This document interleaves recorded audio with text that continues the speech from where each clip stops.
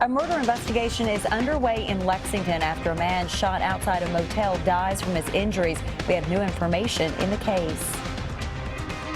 And the judge told him the sentence was reasonable considering the crime. We're in court as a Madison County man finds out how long he'll stay in prison for causing a deadly crash.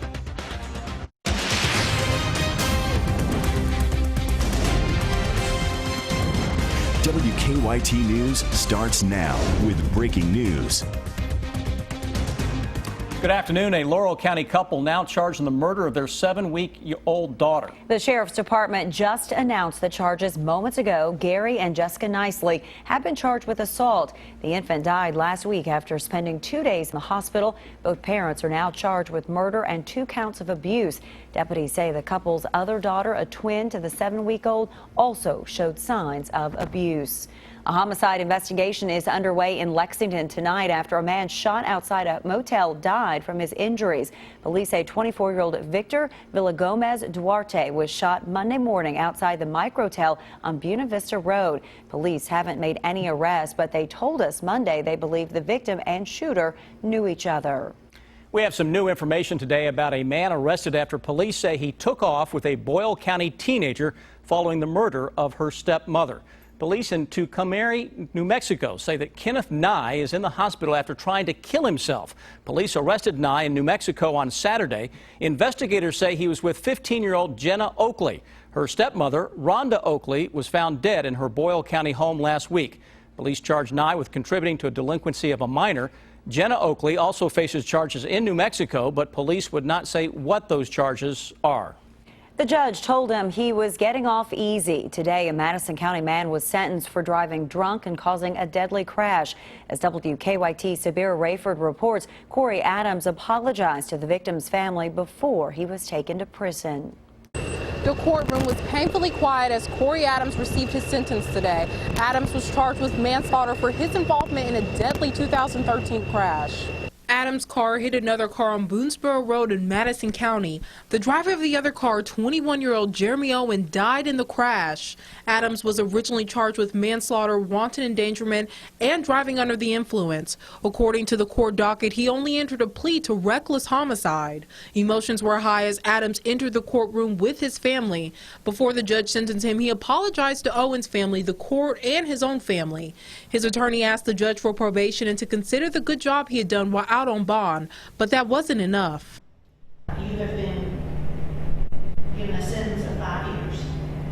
Very reasonable sentence in this case. And I think about the situation. The difference is that other young man never come. At this time, both families did not want to comment on the sentence. In Madison County, Sabir Rayford, WKYT. The judge says she did not think probation was appropriate in this case because someone lost their life. More charges and more alleged victims. Today, we learned new information in the case against a Bourbon County middle school teacher accused of inappropriate contact with students. Rick Massey faced a judge for the first time in the case today. The hearing didn't last long, but prosecutors did add more charges after 2 more female students came forward with accusations. WKYT's Garrett Weimer is in Bourbon County with the story. The hearing didn't last long, with the judge recusing herself from the case. The hearing did last long enough, though, for another 6 counts to be brought against Rick Massey.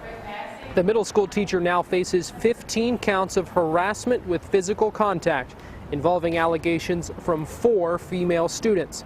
He originally faced 9 counts before the new charges were brought against him today. The original warrant states that Massey had admitted to most of the allegations against him.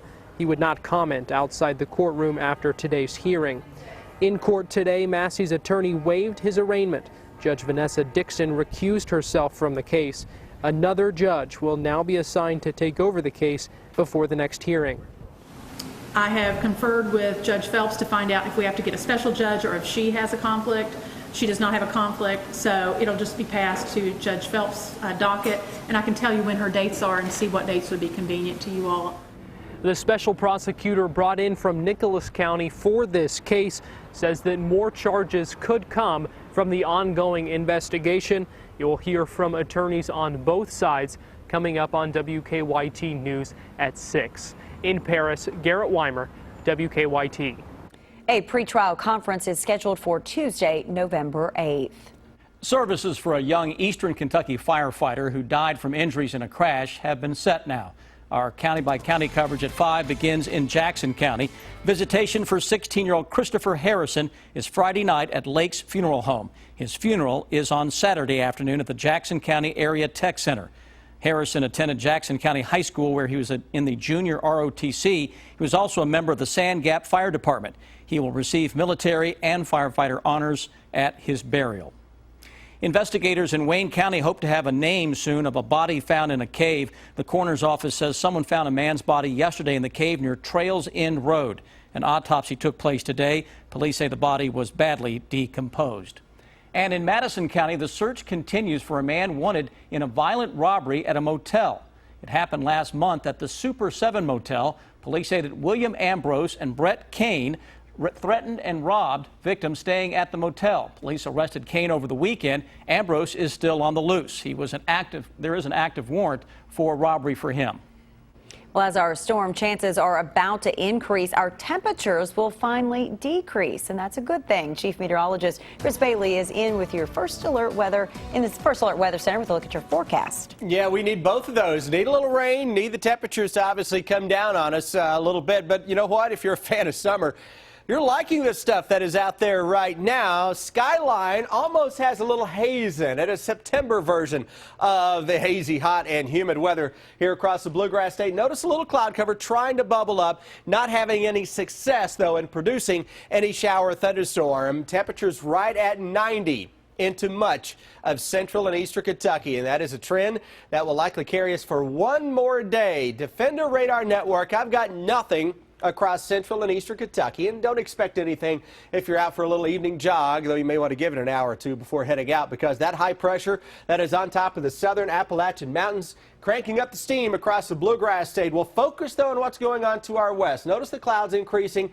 around the Great Lakes into parts of Illinois, Missouri. Showers, thunderstorms there. Strong cold front that is coming out of the Rockies into the western high plains now, with cool and then chilly air behind that. That is a front that will blow in here as we get into the weekend. But ahead of that, those showers and thunderstorms we see into parts of the Mississippi Valley will be right on top of the region, at least with some scattered stuff tomorrow. Better chances showing up later into Friday and Saturday. So here's a breakdown. Thunderstorms will begin to increase. That cold front we were just looking at, wait until the weekend to arrive. That'll bring some storms for Saturday, and a blast of fall air will follow that up. The end of the weekend getting my attention. We'll show you why when I come back here in just a little over 5 minutes. Saying it could set a dangerous precedent, Kentucky's Attorney General said today his office will try to intervene in UK's lawsuit against the school newspaper. UK is suing the Kentucky Colonel over an open records request regarding a sexual harassment case involving a professor. Our Sean Moody is at the live desk now with an update. Sean? Hey there, Sam. This all comes out of a story reporters at the Colonel were working on about sexual harassment allegations against a former professor. The Colonel requested documents from the university. The university denied that request. The Colonel then appealed to Attorney General Andy Beshear, who said the university had to turn those documents over. Beshear said the university would not provide the documents to his office for review. A spokesman for UK said information in those documents could reveal the identities of people who had filed complaints. They said future victims might be hesitant to report incidents if they felt the university might release that information. The Colonel's editor said this is a fight about transparency and that they would never identify victims. Now, instead of turning over the documents, the university filed a lawsuit against the independent student newspaper as an avenue to fight the AG's decision. Today, Beshear said his office would get involved in that lawsuit. UK's lawsuit would create a silver bullet that would allow any bad actor to entirely avoid the open records laws. For a university to push such a position is entirely irresponsible, especially one that rightfully touts a First Amendment center. I just got the phone with the AG's spokesperson a little bit ago. He said they would ask a judge to force UK to release those documents to their office for review. Their action, though, would not interrupt UK's action against the Colonel. At the live desk, Sean Moody, WKYT. Sean, thank you. And the Colonel has raised more than $10,000 in donations to help pay their legal fees.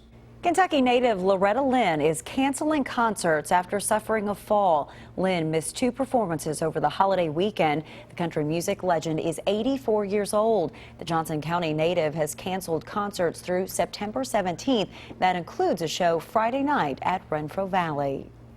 Hillary Clinton and Donald Trump will be on the same stage tonight, but at different times. Both will be talking about national security. The latest on the race for the White House in about 10 minutes. And another step forward for self-driving cars. Find out which state is leading the way on the new technology. Now, your hour-by-hour forecast with Chief Meteorologist Chris Bailey. Middle of a shortened work week here across central and eastern Kentucky, and this steam just keeps on keeping on across the entire region. As a matter of fact, we look outside, 9 live sky cams across the region.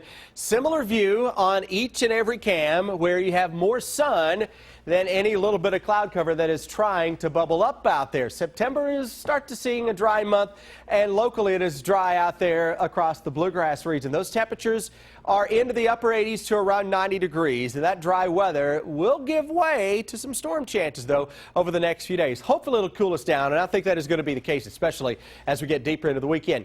We don't have a lot of humidity to add to the mix today.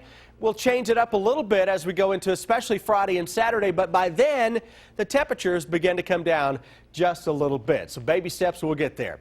Defender radar network across central Kentucky, nothing that is going on. High pressure anchoring itself across the southern parts of the Appalachian Mountains. Look at all the dry weather from the Great Lakes south and southeast from there. See the spin that is located just off the Jersey coast? Still has an eye. It's no longer tropical. That's what's left of Hermine. It's still a thing of beauty. Not impacting a whole lot of folks, though, but it is still spinning into the western parts of the Atlantic.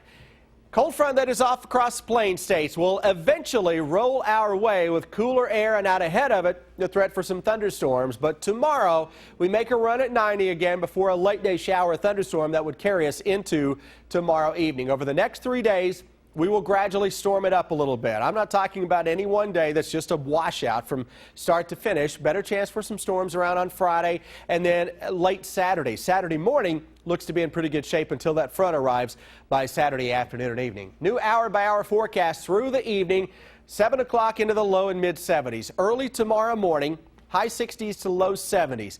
More in the way of some clouds tomorrow afternoon, and a shower thunderstorm will come calling before the day is finished. 1 or 2 may linger into tomorrow evening, and as we go into Friday, now we start to see a little better shot for some of those thunderstorms to flare up, especially for the northern half of the area. Southern parts of Kentucky, we've been a lot drier over the past month than your neighbors to the north and the west, so you could use a little shot of some juice. High school football fans, outside chance we get a stray storm or 2 to linger into Friday evening.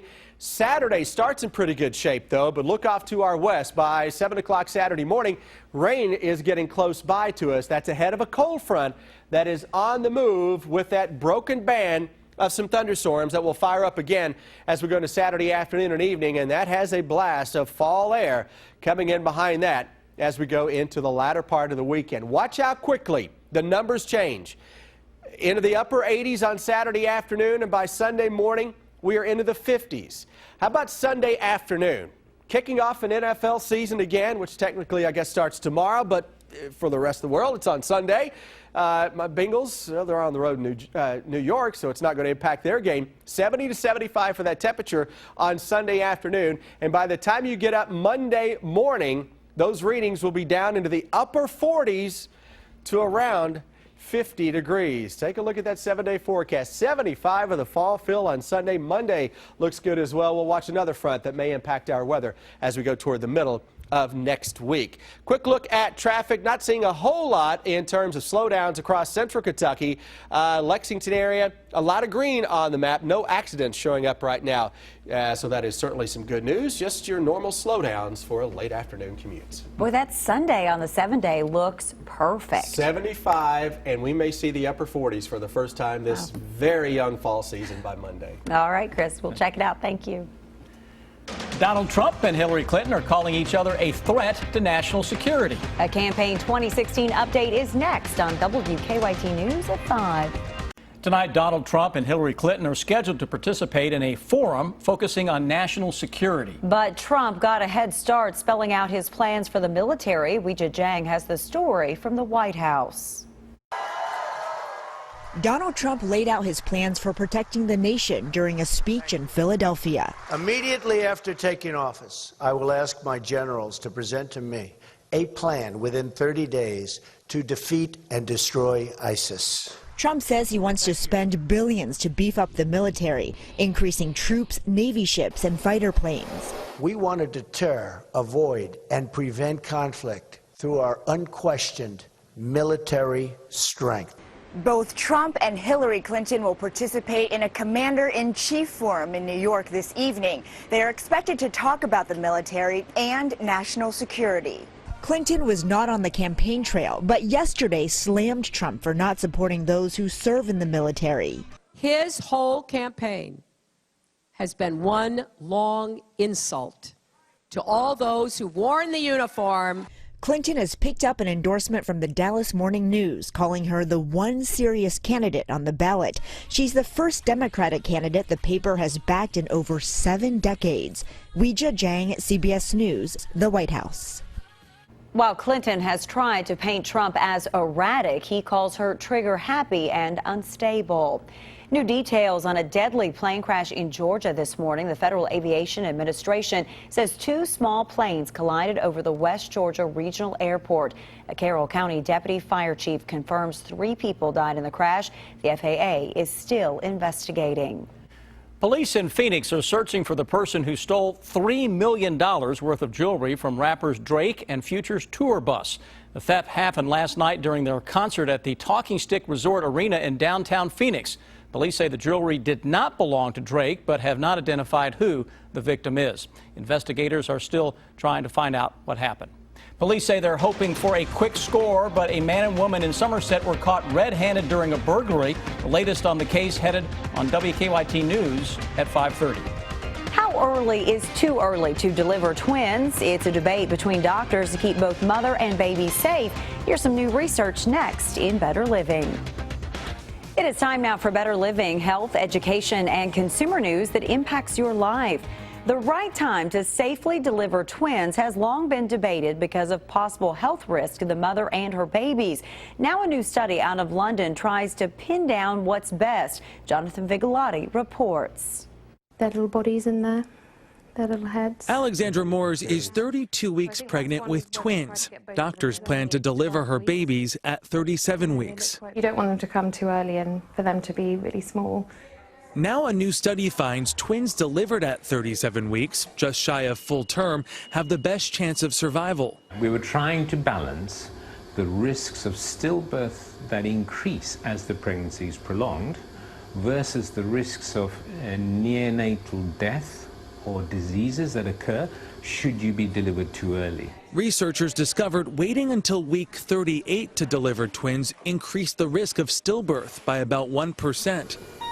Previous studies have also shown that women who give birth to twins are more likely to have complications. Because of that risk, many clinicians are prone to try and deliver these babies or these pregnancies earlier than they're planned to, and that exposes the babies to risks of prematurity. Alexandra says she trusts her doctor. I feel like I'm in good hands and hopefully we'll make it to 37 weeks. Researchers hope their findings will help other obstetricians make informed decisions for their patients. Jonathan Vigliotti, CBS News, London.